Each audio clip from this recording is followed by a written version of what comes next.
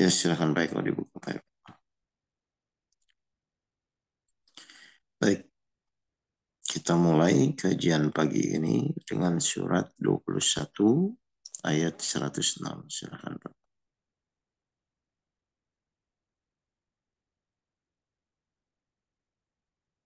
Silakan Pak Eko dibuka anotnya ya. Iya, surat Surat An-Anbiya ayat ayat 106. 100, Ya, Al-Anbiya. 106. ya silakan Pak Eko. Ya. Bismillahirrahmanirrahim. Sungguh, apa yang disebutkan di dalam Al-Quran ini benar-benar menjadi petunjuk yang lengkap bagi orang-orang yang menyembah Allah. Baik, jadi intinya ya kalau Bapak Ibu perhatikan Al-Quran ini kan petunjuk yang sempurna ya Pak Eko ya. Ya, Makanya ya, kan di beberapa ayat Allah mewajibkan ikutilah petunjuk atau pokoknya prinsipnya tuh semua ya yang kita jalani hidup ini akan ada manfaatnya atau akan ada faedahnya kalau kita melakukan apa itu dengan mengikuti ayat-ayat Allah atau Al-Quran ya, kan begitu ya. Jadi kalau manusia menjalani hidupnya tanpa mengikuti Al-Quran ya buat apa juga kan percuma aja ya. gitu loh. Jadi di sini bagi orang-orang yang menyembah Allah. Berarti cirinya orang menyembah Allah apa Pak? Eh, Benar-benar mengimani Cirinya Al-Quran. cirinya orang yang menyembah Allah itu berarti taat kepada Allah kan begitu ya. Ya, taat pada Oke, Allah. makanya kita buka surat 31 ayat 33 silahkan.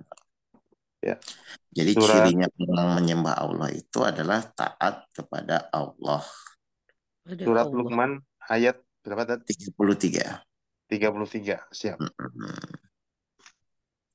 Al-Ahzab. Wahai manusia, Mm-mm. bertakwalah kepada Tuhanmu dan Mm-mm. takutlah pada hari yang ketika itu seorang bapak tidak dapat menolong anaknya Mm-mm. dan seorang anak tidak dapat pula menolong bapaknya sedikit pun. Ya, nanti Liyomil Hisab akan begitu. Terus, sungguh. Sungguh janji Allah pasti benar. Nah, satu yang harus kita pegang, makanya tadi di 21.106 kan, bahwa Al-Quran ini benar-benar menjadi petunjuk yang lengkap bagi orang-orang yang taat kepada Allah. Karena apa? Iya, Satu, janji Allah itu pasti benar pasti kan? benar. Iya, Terus, maka janganlah sekali-kali kamu terbedaya oleh kehidupan dunia. hmm, dan Dan ya, dan jangan sampai kamu terpedaya oleh penipu dalam mentaati Allah. berarti di sini kalau pakai perhatikan ayat sebelumnya ya, di An-Naml ayat 16 kan cirinya orang menyembah Allah itu taat ya Pak ya. Ya, taat. Tapi di surat ini dijelaskan ternyata kehidupan dunia itu akan menjauhkan kita dari ketaatan kepada Allah kan Pak. Ya, Ya contoh hmm, gampangnya misalnya ketika kita punya masalah atau misalnya anggaplah Allah masih menyempitkan rezeki kita kan kadang-kadang sholat kita atau misalnya kita sering lupa dengan hal itu kan Pak.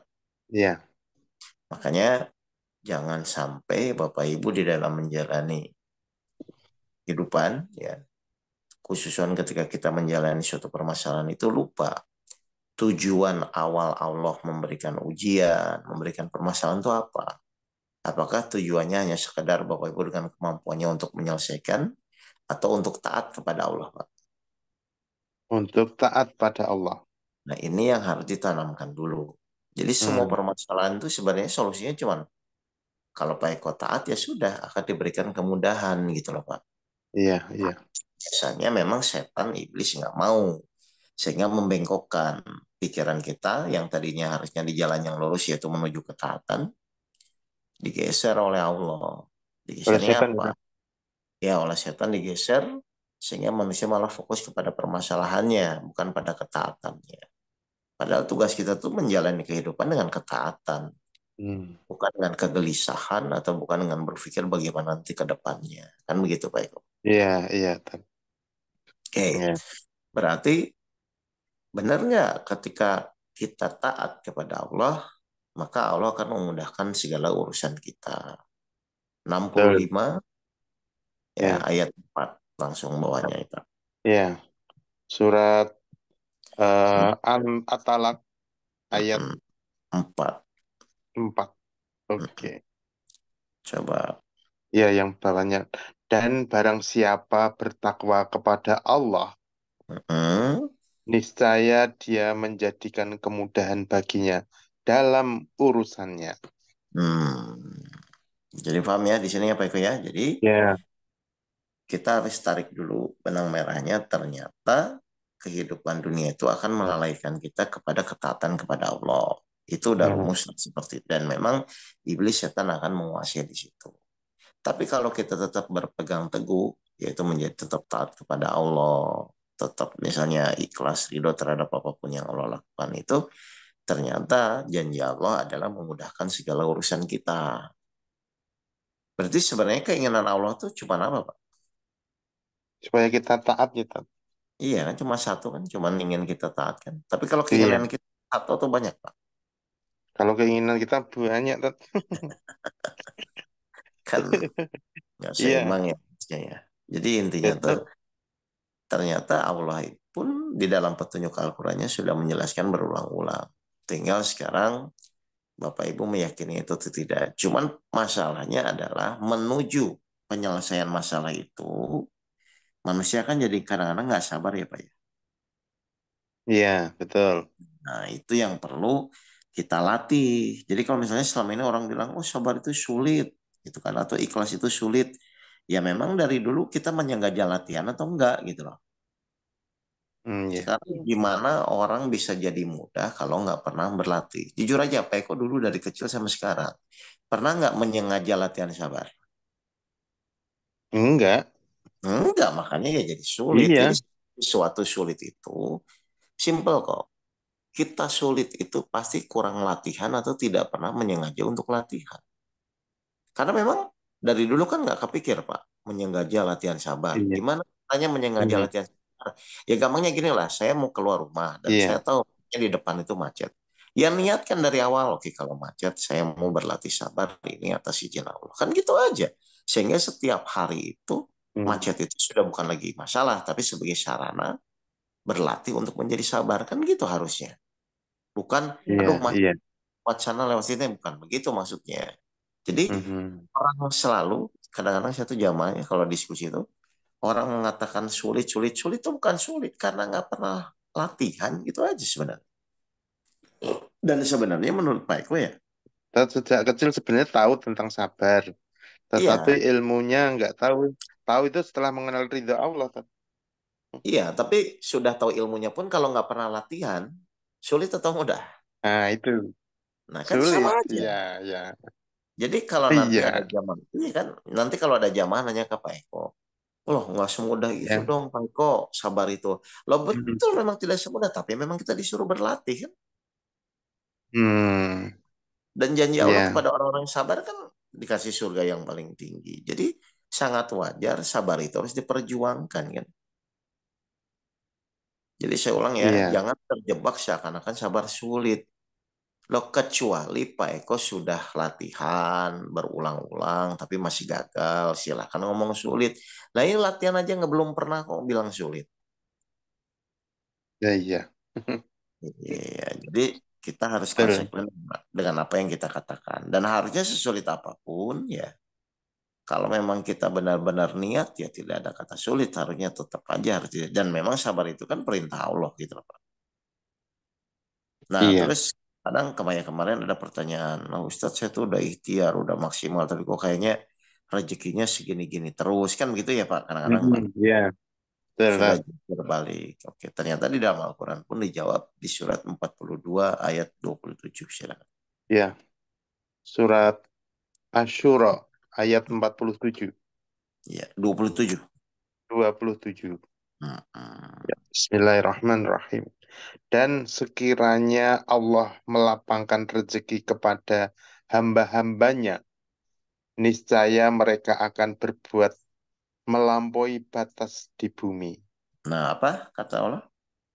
Ya, melampaui batas ya, Tat, ya. Kalau Allah melapangkan rezeki kepada Mhm. hamba-hambanya kan semua ya, Ya, intinya akan lupa, akan dan lain-lain. Terus, Mhm. tetapi Tetapi dia menurunkan dengan ukuran yang dia kehendaki. tapi berarti sudah disesuaikan nggak Pak dengan orang-orangnya? Iya, sesuai tadi. Mhm. Tapi Kan kadang dia ada yang nggak menurunkan, menerima. Ya, ada yang nggak ya menerima. iya nggak menerima juga tetap aja nggak bisa berubah kan?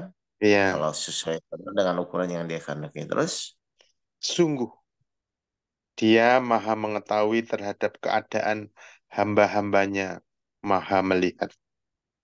baik. Jadi sebenarnya kan semua yang kita jalani sebenarnya sesuai dengan kondisi takaran ukuran kita saat itu kan Pak. Iya, Karena Allah Maha mengatur dan Allah Maha tepat.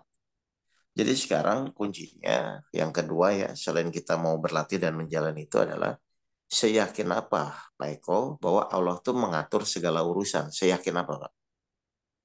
ya harusnya kita tetap ya 100% harus yakin. Iya, karena yakin tidak yakin juga memang itu hak Allah untuk mengatur segala urusan kan. Iya, Berarti ketika Allah mengatakan bahwa Allah Maha mengatur segala urusan, harusnya sikap kita sebagai yang mau diatur itu adalah mengikuti kan, iya, agar nanti Allah mau mengatur. Jadi setiap urusan itu Allah turunkan dengan tepat sesuai dengan ukurannya masing-masing. Jadi nggak mungkin salah. Berarti tinggal kondisi diri kitanya yang meyakini itu atau tidak. Dan biasanya kan manusia itu tolak ukurnya senang dan tidak kan dari nafsunya kan Pak. iya betul. Nah, disinilah Allah menguji nafsu kita. Apakah nafsu kita nanti mengikuti apa yang Allah inginkan atau tetap tidak terima dengan apa yang Allah atur? Kan Hmm. sebenarnya manusia itu kan posisinya kalau memang menyembah Allah, yang penting mau diatur aja kan, Pak. Iya, Dan orang kesel, orang menderita, orang merasa nggak enak atau frustasi itu kan karena nggak mau diatur Allah. Padahal hmm. Allah maha pengatur. Yang namanya maha itu berarti kan memang Allah sudah tahu apa yang paling tepat saat itu untuk kita jalani dan kita terima. Sebenarnya kan begitu. Jadi Iya, kalau kita semakin paham ya tentang pemahaman Al-Quran, tentang apa yang Allah firmankan, ya nggak ada alasan lagi untuk Bapak Ibu misalnya protes atau misalnya tidak bersyukur. Kan harusnya nggak ada alasan kan Pak.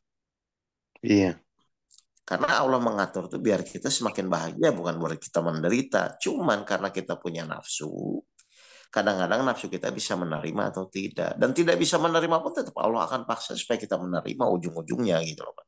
hmm. Jadi akan sia-sia sekali kalau misalnya Bapak Ibu ya selama hidup ini tidak mau menerima atau tidak mau ikhlas terhadap apapun yang Allah putuskan. Karena hanya membuang-buang waktu aja gitu loh. Gitu. Jadi Ya, ya Tat, kita gimana? ya. Memang manusia kan diberi nafsu, ya kan? Mm-mm. Nah, Mm-mm. sekarang bagaimana kalau ada pertanyaan, bagaimana untuk meminimalisir nafsu jahat itu tidak ada Mm-mm. pada diri kita, Tat? Ya itu tadi menyengaja latihan sabar itu, Pak. Oh, latihan, latihan Iya, sabar. jadi semua semua itu kan harus dilatih ya. Hmm. Karena kalau nggak dilatih ya gimana gitu loh. Coba kita buka surat Fuslihat ya, surat 41 ayat 11. Ya, surat Fusilat ayat 11. 11. 11 ya, Tat? Ya, 11. Bismillahirrahmanirrahim. Kemudian dia menuju ke langit dan langit itu masih berupa asap. Terus Lalu dia berfirman kepadanya dan kepada bumi, datanglah kamu berdua menurut perintahku dengan mm-mm. patuh dan atau terpaksa. Apa Pak? Disuruh apa? Suruh patuh atau terpaksa. Ada pilihan nggak? Ya, enggak berarti.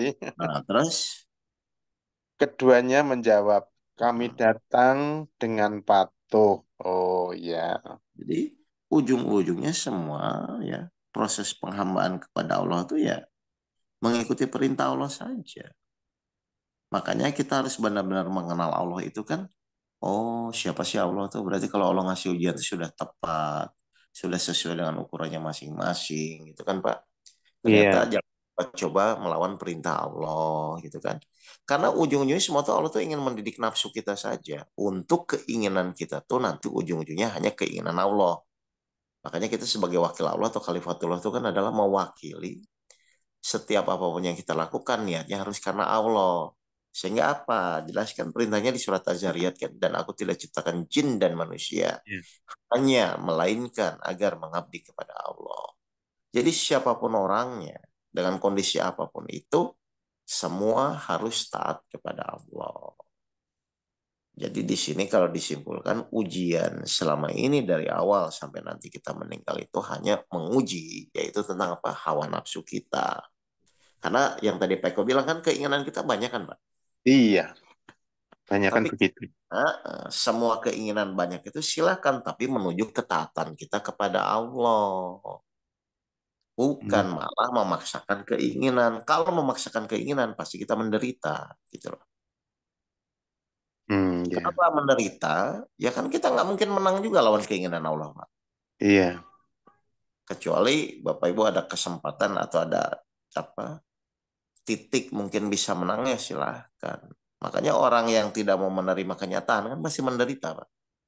Iya. Hmm. Bukan pasrah ya, diterima dulu bahwa ini memang sudah menjadi ketetapan atau keputusan Allah. Setelah itu silahkan Bapak Ibu berdoa, ingin mewujudkan apa yang diinginkan itu pun nggak masalah. Cuman diterima dulu keputusan itu. Jadi saat menjalani proses ujian hidup tuh, memang Bapak Ibu benar-benar menerima gitu. Jelas ini Bapak Ibu Ya, sekalian? Baik, kok jelas ya? ya, pokoknya tetap latihan sabar ya, tetap ya. Ya memang Latihan, semua dilatih, harus latih. berlatih. Latihan ikhlas, latihan sabar, latihan tawakal. Sehingga nggak ada Ya, lagi bahasa sulit. Sulit itu karena nggak pernah berlatih aja. berlatih aja. Meskipun Ya, dapat ilmunya dari ridha Allah, tapi kalau nggak latihan, ya ya nggak percuma bisa. juga kan. Coba Tetap juga. aja nanti sulit juga. Ya, Baik ya, ya. ya, Oke, ya. Terima kasih Bapak Ibu sekalian. ya. Mari kita dengan bacaan hamdalah bersama-sama. Allah. Alhamdulillah, ya Rabbil Alamin.